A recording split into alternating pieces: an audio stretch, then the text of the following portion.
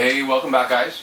We're going to do a Mortal Kombat video this time, and the reason why we want to do it was to highlight Heavy Weapons Jax Briggs, who's looking to be actually way better than a lot of the other golds. Yeah, so far anyways. So he's level 36. They're all of the guys on our team are fully promoted, but this guy's only level 36. And you can see in terms of how we've paid for slots, only second special is actually maxed out. Yeah. But it's really good. 36,000 damage already. Chances are we're not going to use the third one anyways. So the first one, not really worth the trouble. And the cool thing about this is it makes the shield break makes the whoever's standing around take more damage than usual. His toughness boost is pretty good. Sorry, you might want to clarify what you mean by whoever's standing around. Oh no, whoever's. I mean, if they swap out that defense shield break or whatever, doesn't hold on. But whoever's staying, if he damages somebody but they're not knocked out, then they take more damage. So for people who aren't familiar, Cassie Cage gives a unblockable chance to all attacks for all Spec Ops teammates. Balance Kenshi gives a bar of power. Yeah. And so, alright, so you take a quick look. If you want to go over it, those are the gears that we've got on them. And one other thing, Cassie Cage, we're having her start off with 2 bars of power so we can drop her air assault, which is huge because of the Wrath Hammer. Yeah. The body armor is what gives her the extra toughness. Mm-hmm. So that her toughness right now is 37,000. It's higher than everybody else's on the other team attack. This is for the reduced power cost and all special. Because basically, we're going to use. I mean, she's great for basic attacks, but we're going to use her for her special too. Yeah. So the general approach is to make sure. All right, so Cassie Cage. And you did check out Jax. That's right. So hold on. Her damage is 63,000. It's hard to get 100%. 55 is not that high in terms of damage on the other Cassie Cage, who's going to start off first. So we'll just swipe a couple attacks, or tap a couple attacks and make sure she's not blocking, and then do the special too. Yeah, and Jax Briggs you should check out. Yeah, this is probably not the most efficient. This is what everybody else had around that was not using. So it's a damage boost and crit chance boost. But that's only against Outworld, yeah. His gear, toughness boost, and chance reflects special attack damage when blocking. Which is good. And if we can get another 8 copies of it, you can reflect basic damage when blocking too. Which would be amazing. And Brawler Gloves are just a little bit of extra damage. Alright. So to me, the easy strategy with this would be use Cassie Cage, and then bring in Jax to do a special 2 because his passive lets you have splash damage from a special 2. And so it's almost a waste if you use it on only one remaining guy. And sometimes you can get away with not even bringing in Balanced Kenshi.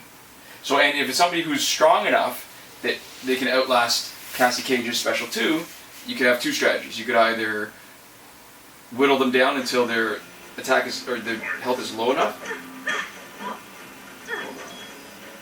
and then do your special 2, or do the special 2. Look how fast it is. Look at that.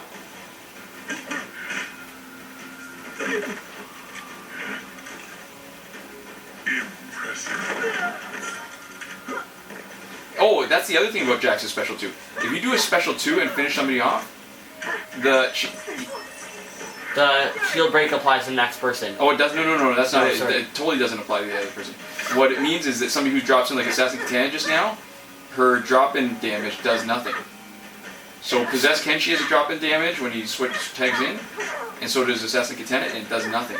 Sorry, my mistake. I was keeping up with, I haven't been keeping up very much with Mortal Kombat, and I was guessing that it would be similar to the way that it works in Injustice. Yeah, unfortunately it's not. It would be kind of cool if it was. Well, it'd be cool for us. It would be cool for players. Not as cool for the computer. Yeah, I mean, it's pretty easy to win against the AI. And, alright, so here's interesting. So, if her damage doesn't do enough, 65, what's her toughness? Yeah, toughness is way lower, so it should take more damage. But we probably, I don't know whether we want to soften her up. You know what? Let's soften her up because Cassie Cage's special 2, when you're doing it, if you swap out right then, right as she's finishing it, if Assassin Katana is the one that comes in, she won't do any of her stab damage that she's normally supposed to do on tagging. So let's soften up Cassie Cage a little bit and then drop her special 2. Yeah, it's interesting. It's funny, the more I play all of these games, the more I see the subtle differences. Because it's not, I mean, it is a bit of a clone of the other two, of Immortals and But they're Injustice. trying new things. Definitely. So let's soften up Cassie Cage.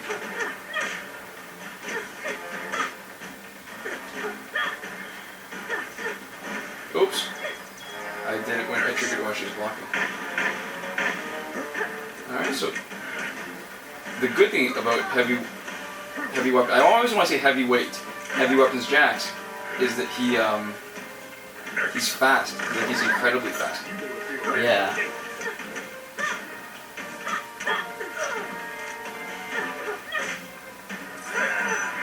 There we go.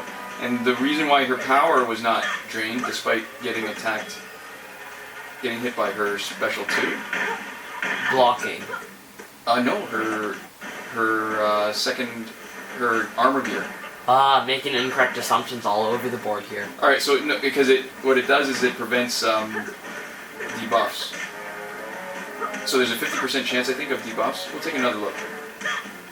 So sometimes it's worth taking a chance. I mean, what would have been easier would be to bring Balance Kenshi and then use his special, right, to drain. Yeah. So you see, this is like almost an overpowered team. You can really handle everybody. Really fast, yeah. You don't have maxed out gear, and it's still relatively easy with the matchups we're getting, which are still a little bit stronger than we are. So what we're looking at Ooh, here. Warlock Quan Chi. Her body armor. Oh, not 50. It's 36% resistance to all debuffs. So there's a 1 in 3 chance that we will be protected, and 2 in 3 chance that we would have lost her power. Alright. So, Warlock Quan Chi is going to revive Cassie Cage. Alright, she's going to start off with 1 bar of power. Oh, she's got maxed out body armor. Yeah, 50% resistance when it's maxed out. Yeah. Which we do not have. How great would it be to be one of the people who gets defense battles? Oh, no kidding. Alright, so Yulia wins. Let's see. Can we see their stats? We can't. Alright, so Quan Chi's going to revive. So we will do Cassie Cage. If we switched over to their faction, we'd probably be able to see her stats because she'd probably be close to the top 10. Oh, yeah. Yeah, I don't know what it is that will get somebody defensive wins. But when even just getting defensive plays, you're basically instantly top 1%, usually top 10 if you're willing to play. It seems like it, doesn't it? Yeah. It's like anybody who gets defense battles and is willing to play a fair amount, like the amount that it would normally take to get into the top 1%, just pushes them over the edge, right? But even so, when you're just getting all the defense battles, it's almost just like luck with how many you get is the main factor on whether you win or not, right? Well, that's perfect. Sometimes when she gets revived and what your special 2 does, Cassie Cage's special 2 knocks somebody out to the point where they revive. That was not nice. Then she almost has no chance of disabling specials.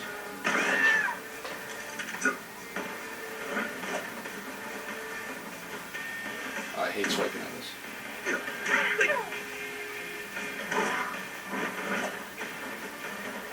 It's almost like some of the swipes don't even register. Yeah, it is. He's clearly got some reflecting gear.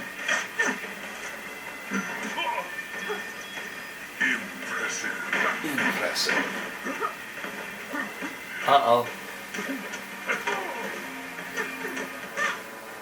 There we go. I can only tell how much health me and all the other viewers who are watching it from the TV screen. No one can tell how much health they have until it hits that little triangle part downwards at the end.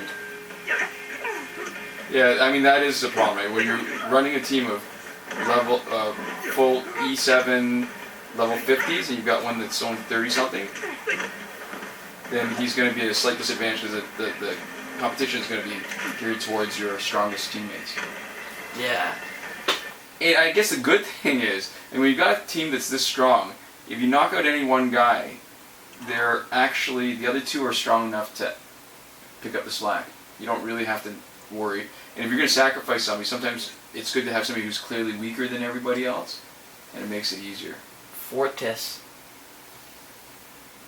That is a disappointing thing. I mean, it makes it very hard to manage the teams if you know that you're working at a disadvantage, and you have to put in the time to make it in the top whatever percent you want to get the rewards. Yeah, it's unfortunate. I mean, that's sort of the opposite of Immortals, where we've got a pretty Yeah, in the other games, it seems like the matching system is less fair stat-wise, but a lot more fair in giving everybody battles, right?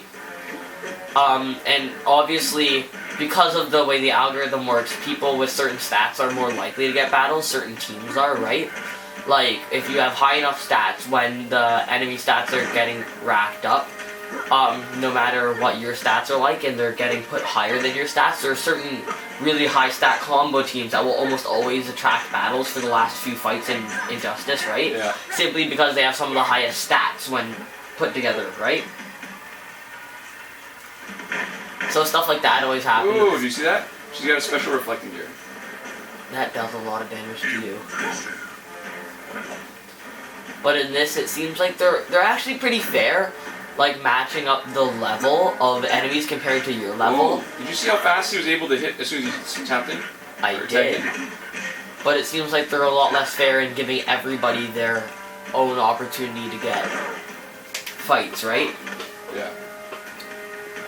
I guess the good thing too is that there's not a lot. Wait, he was holding his rocket launcher when he was in his fighting position. Yeah.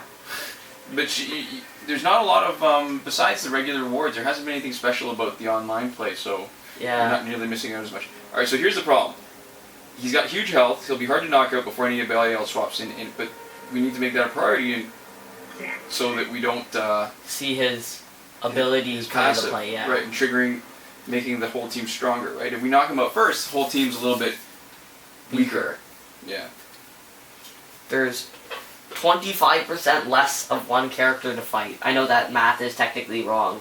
What's 125% minus 25%? That's 20%. It's a 20% reduction. 20% reduction. Right, it'd be like And 20 out of 20%. 100 gives you 80 and 20. Yeah, and then 20% spread across 3 characters means that it's a 6.33 You're mathing too hard. increase in. Right, this might be perfect actually, because Come on, we need to make the battle 6.33% easier, roughly. Oh no, but how do we account for certain characters being better than others? Okay, there we go. Your fight is 6% easier now. so this is a good demonstration. When you use this knocker out. No, it's 6.6. Oh, she's blocking crowd. See, and how you can tap in, so Assassin Katana does not do her damage on tagging. Because we swapped it just at the end of Special 2. And I actually like, even though he's weaker, I like using Heavyweight Jax simply because he's so much faster. Of course, as soon as I did that, I didn't. He builds up power fast. There's a very small pause in between his... He's a really good juggler. Oh yeah. Like a really good juggler.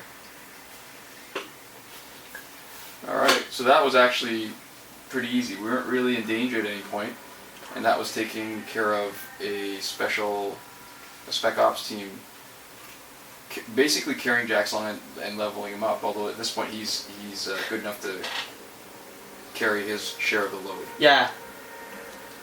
Alright, yeah, that was good. Thanks for watching. See you guys next time.